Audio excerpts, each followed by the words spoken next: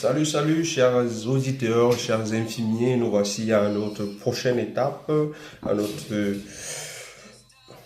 à une autre édition, voilà, de ce feuilleton infirmier, on va appeler ça ainsi. Aujourd'hui, on va parler d'un phénomène très important qui touche la plupart des infirmiers en maison de retraite. Il s'agit du burn-out.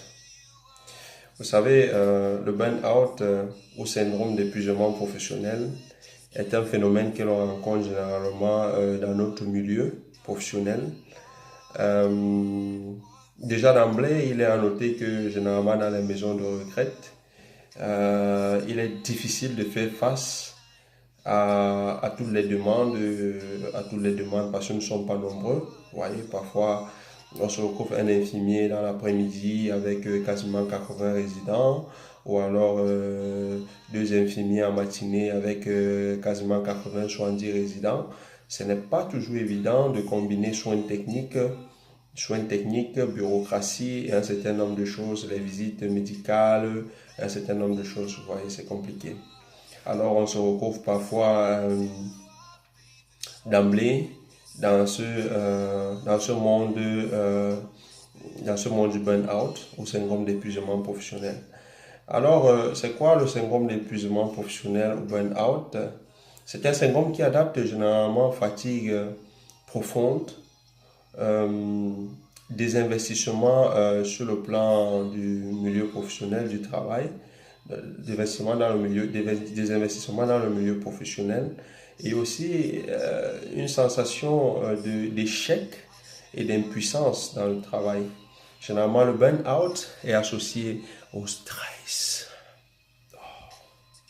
Au stress, oui, au stress. Au stress de manière chronique parce que nous sommes appelés à travailler, nous sommes des êtres humains et nous devons nous lever tout le matin, tous les soirs, ça dépend de la planification. Il faut travailler pour subvenir aux besoins. Voilà. Et généralement, on est dans cette dynamique de stress chronique. Voilà.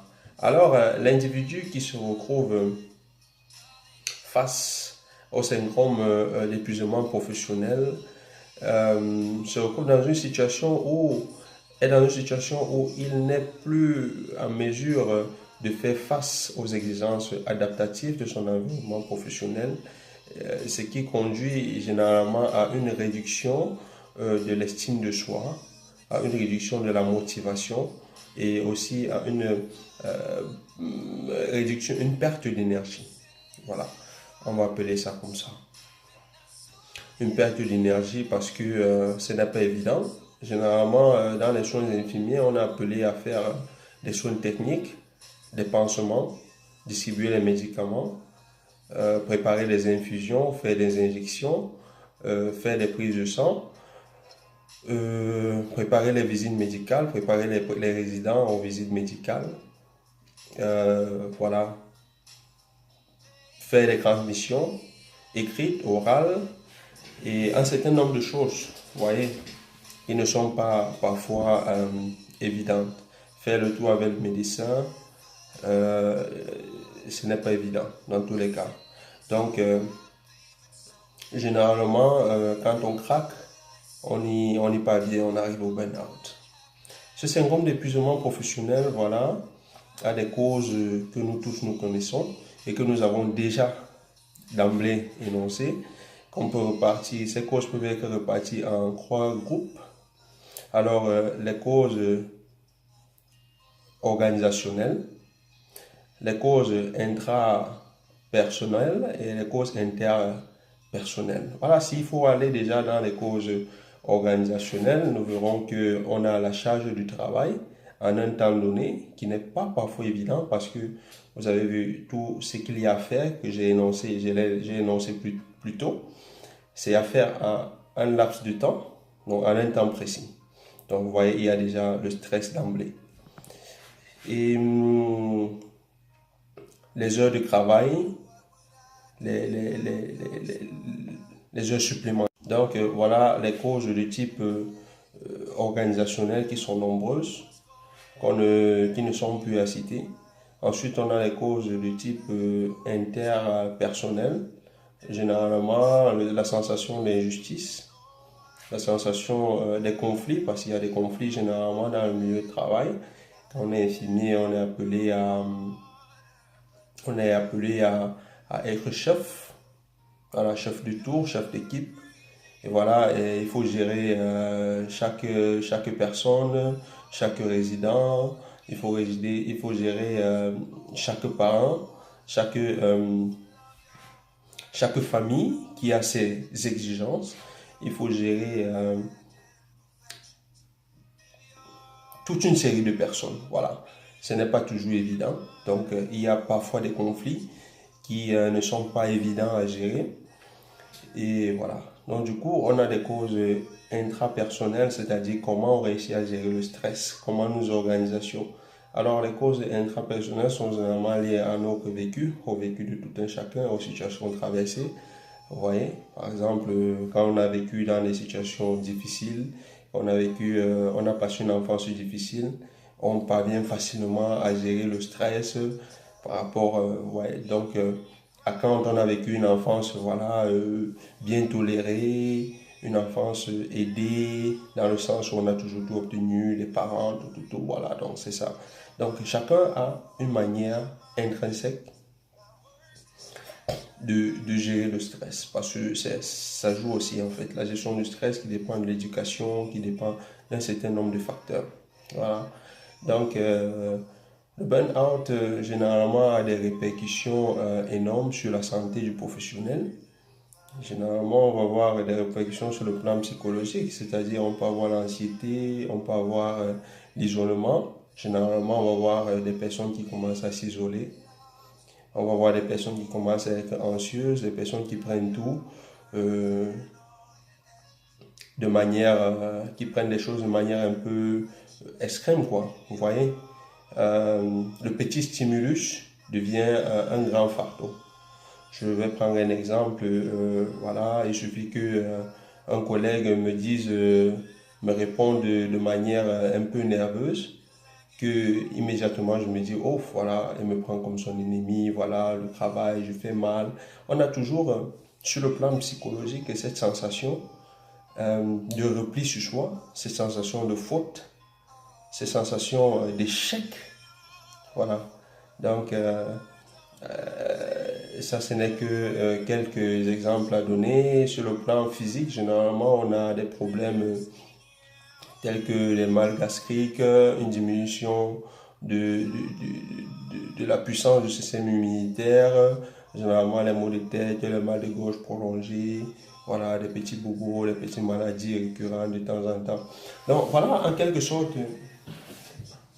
pourquoi dans notre monde infirmier, à une certaine période, vous voyez, il y a certaines personnes qui se découragent, qui changent complètement de métier, ou alors qui tombent malades tout le temps. C'est pas évident, surtout en maison de retraite, parce que je suis infirmier en maison de retraite. J'ai vécu, j'ai été plusieurs fois à la limite du burn-out, pour ne pas dire à la limite de la dépression. Mais comment gérer ce genre de situation? Parce que ce n'est pas évident. Déjà, quand on est infirmier étranger, on arrive dans un nouvel environnement professionnel. J'ai exercé en Italie, j'ai exercé en France, j'ai exercé en Allemagne. Voilà, c'est pas toujours évident de s'intégrer dans un milieu professionnel où on doit découvrir des comportements, des cultures, un certain nombre de choses. On doit se faire accepter au-delà de tous ces aspects du burn-out, de tous ces aspects de responsabilité. Alors, il faut avoir la tête dure pour traverser ces étapes. Alors, la première étape pour traverser, pour s'en sortir, surtout quand on vit dans une situation, quand on vient dans un milieu allemand où la profession infirmière n'est pas encore très avancée comme en France par exemple, ou comme en Italie, on est encore dans un système un peu limité où l'infirmier peut faire un certain nombre de choses, voilà, et gérer beaucoup plus les autres aspects, de type bureaucratie et tout. Mais au niveau des soins techniques, on est encore vraiment limité. Donc voilà. Donc il faut déjà gérer